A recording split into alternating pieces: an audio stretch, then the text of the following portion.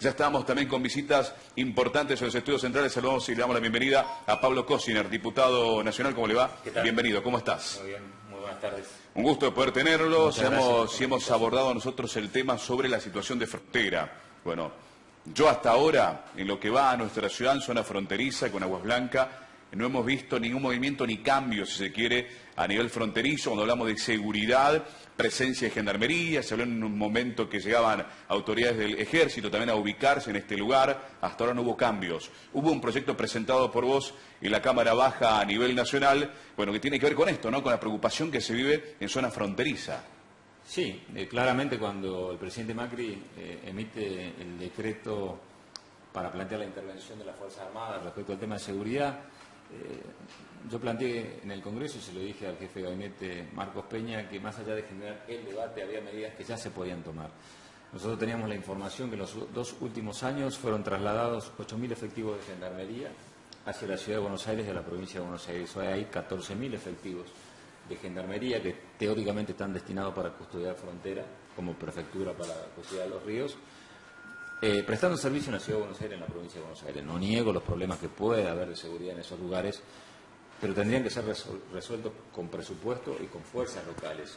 A los salteños nadie nos subsidia el trabajo de la fuerza de seguridad local, ni hay gendarmería destinada a ser fuerza de seguridad local. Entonces, sí se vuelven a las fronteras.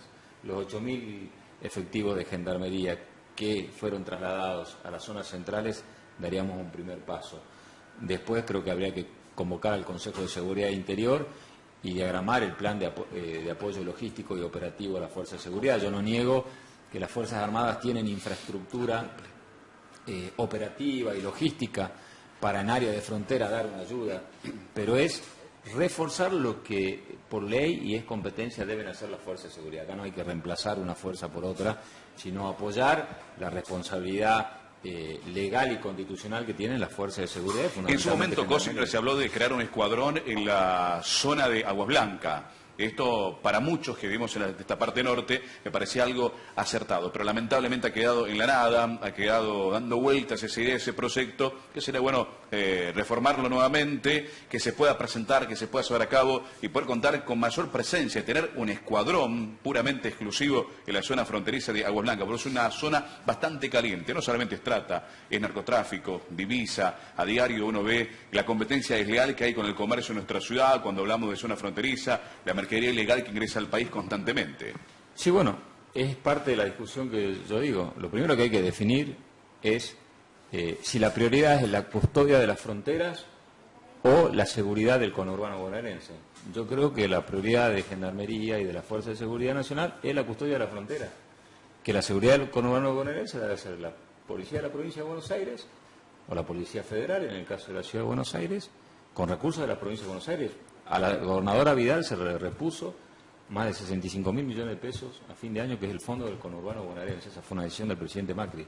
Bueno, de allí tendrá que salir los fondos para tomar más policía. No se puede seguir sacando fuerza de seguridad federal del área de frontera y llevarlos al conurbano bonaerense. Entonces, el proyecto de Aguas Blancas o el que surgió en su momento también con el departamento de San Martín, donde la provincia construyó un destacamento especial y se fue vaciando de la fuerza de seguridad, entra dentro del mismo sentido. De nada sirve crear un destacamento en Aguas Blancas si realmente no va a tener dotación de gendarmería, o si se va a crear y después la van a ir sacando. Lo primero que tiene que hacer el Gobierno Nacional es restituir los 8.000 efectivos de Gendarmería Nacional que en los 2 últimos años fueron trasladados a la zona central de la Argentina.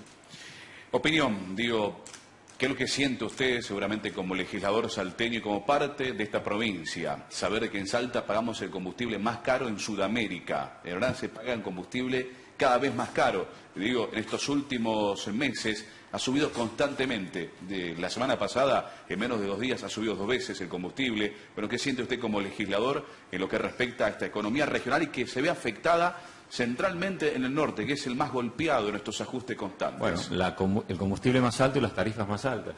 Sí, sí. Bueno, nosotros no solamente que es lo que pensamos, lo hicimos, presentamos el proyecto de ley que fue aprobado de tarifas razonables en su momento, ¿no? El proyecto de tarifas razonables que buscó atar la evolución de las tarifas de la mano de los salarios para que no haya ningún aumento que sea superior a la capacidad de salario del lugar y que las tarifas estén vinculadas al salario de cada uno de los lugares, fue aprobado este año y el presidente Macri la vetó. Yo dije en ese momento que el veto del presidente Macri sobre la ley de tarifas no iba a resolver el problema, que el problema va a seguir existiendo y de hecho las tarifas, el combustible siguieron aumentando y van a volver a aumentar en septiembre y en octubre. Entonces, si el presidente Macri vetó esa ley, tiene la obligación de dar la respuesta, porque el problema no va a desaparecer tapándolo abajo de la alfombra. Las tarifas van a seguir aumentando, la inflación va a seguir aumentando. Y no es que nosotros no hemos fijado un proyecto alternativo, lo planteamos, lo discutimos y el Congreso aprobó la nueva ley de tarifas razonables que vinculaba, por ejemplo, las tarifas de los comercios o las entidades de servicio a la evolución de la inflación. No puede aumentar una tarifa 3 veces lo que aumenta la inflación y no puede aumentar la tarifa 10 o 20 veces más del promedio de aumento de los salarios. Dos últimas. ¿Qué opinión tiene lo que ha pasado en el Senado en las últimas horas de esto de investigar a la expresidenta acerca de los cuadernos y la situación que se vive en estas últimas horas y además sobre su futuro en 2019? Digo bueno, personal, ¿no? Sí, digo, primero yo creo que en la Argentina debe funcionar la justicia sin ningún tipo de condicionamiento, ni político, ni mediático, ni de ningún sector. Entonces, lo que debemos exigir es que se aplique la ley, sea quien fuese.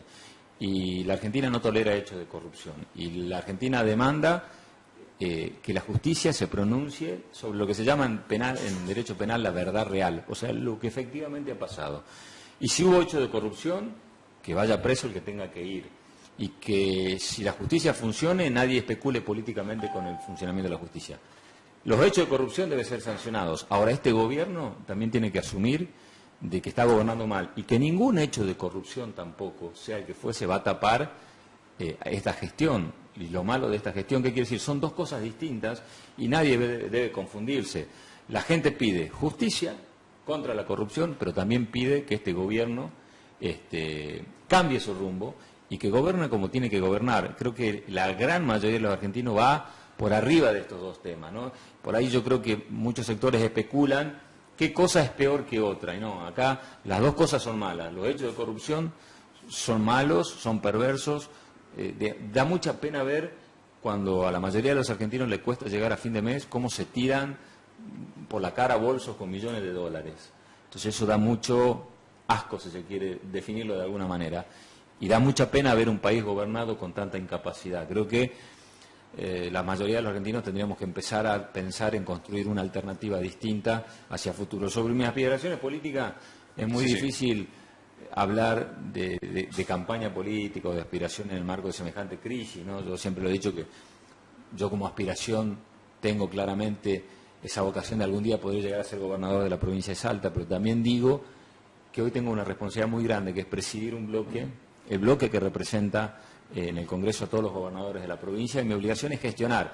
Sería mucho más fácil para mí ir al Congreso, dar un discurso, volver a mi casa. Yo voy al Congreso, vuelvo y tengo que seguir recorriendo la provincia y resolver o ayudarle al gobernador a resolver los problemas que tiene que resolver.